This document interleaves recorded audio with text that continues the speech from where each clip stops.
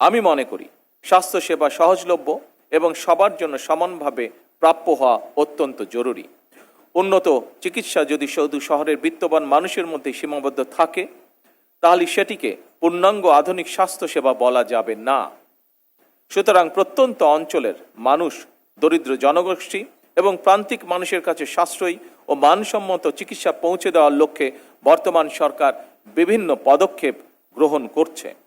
প্রত্যন্ত অঞ্চলের একজন রোগী যাতে যে কোনো চিকিৎসার জন্য প্রচুর অর্থ ব্যয় করে রাজধানীতে আসতে না হয়, এজন্য সরকার হেলথ কার্ডের মাধ্যমে একটি আধুনিক ও কার্যকর রেফারেন্স সিস্টেম গড়ে তোলার পাশাপাশি চিকিৎসা সুবিধা মানুষের দোরগোড়ায় পৌঁছে দেওয়ার জন্য কাজ শুরু করেছে।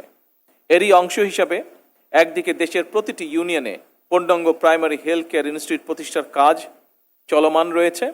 অপরদিকে বর্তমান সরকারের মেয়াদকালেই ইনশাল্লাহ পর্যায়ক্রমে প্রতিটি উপজেলা হাসপাতালকে 151 শয্যা বিশিষ্ট হাসপাতালে উন্নীত করা হবে ইনশাল্লাহ। উপস্থিত সুধীবৃন্দ, আজকে শিশুরাই আগামীর ভবিষ্যৎ। সুস্থ আগামী বিনির্মাণের লক্ষ্যে শিশুদের শিক্ষা ও স্বাস্থ্যের প্রতি বিশেষ নজর দেওয়া আমাদের সকলের দায়িত্ব এবং কর্তব্য বলে আমি দৃঢ়ভাবে বিশ্বাস করি। সেদিকে লক্ষ্য রেখে বর্তমান সরকার শিশুদের জন্য নতুন শিক্ষা কারিকুলাম প্রণয়ন করছে।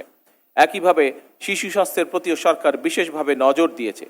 এরই অংশ হিসাবে খুলনা, বরিশাল, রংপুর ও রাজশাহী বিভাগ এবং কুমিল্লা জেলায় একটি করে 200 শয্যা বিশিষ্ট বিশেষায়িত শিশু হাসপাতাল চালু করার কাজ শুরু করেছে। সরকার ইনশাল্লাহ আগামী অক্টোবর মাসে একযোগে এই 5টি বিশেষায়িত শিশু হাসপাতাল চালু করতে সক্ষম হবে ইনশাল্লাহ।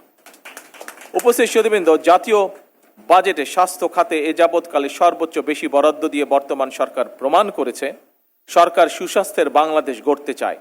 এটি স্রেফ একটি স্লোগান নয়, বরং সরকার দেশে একটি কার্যকর ব্যবস্থা গড়ে তুলতে চায় যাতে করে মানুষ দেশের ভেতরেই সকল রকমের স্বাস্থ্য সেবা পায়।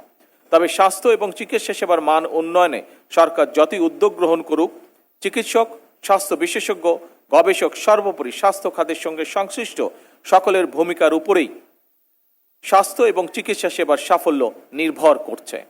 উপস্থিত সুধীবৃন্দ, সরকার এমন একটি কল্যাণমুখী রাষ্ট্র প্রতিষ্ঠা করতে প্রতিশ্রুতিবদ্ধ, যেখানে চিকিৎসা পাওয়ার জন্য কোনো নাগরিককে দেশের বাইরে হয়তো যেতে হবে না, কিংবা কেউ অর্থ অভাবে স্বাস্থ্যসেবা থেকে ইনশাল্লাহ বঞ্চিত হবে না।